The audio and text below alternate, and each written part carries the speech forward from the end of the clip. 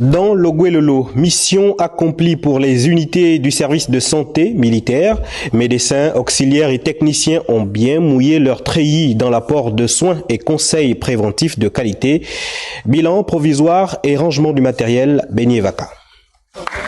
Après 5 jours de manœuvre, place au nettoyage et au rangement du matériel technique ici, au poste médicalisé avancé de Kulamutu. Toujours assainir les sites une fois les activités en mode désengagement. Dans l'ensemble, le bilan provisoire de la manœuvre semble avoir atteint son plafond. Les 214 éléments du service de santé militaire, y compris civils, déployés dans la province, ont durant ce laps de temps honoré à leur engagement patriotique, celui de servir la nation, comme nous le précise le colonel intérimaire du chef des centres des opérations empêchées. Ça a permis aussi d'améliorer l'état de santé des populations dans le cadre du concept Armée-Nation, en complémentarité à l'action du ministère de la Santé publique. De démontrer notre articulation, le fonctionnement d'un commandement santé dans le cadre d'une action humanitaire en temps de crise.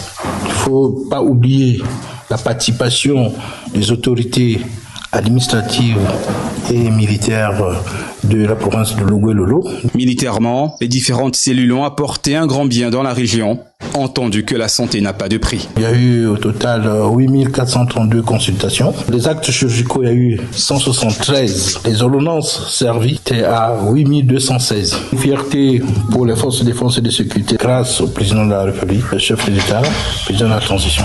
Pour ce qui est de la médecine préventive, près de 37 000 boîtes de préservatifs, plus de 1000 toiles moustiquaires et 2800 kits bucco-dentaires ont été distribués aux populations. Et pour clôturer la mission en beauté, une tradition militaire a été respectée à l'occasion de l'anniversaire du secrétaire général du poste de commandement du site de Kulamutu.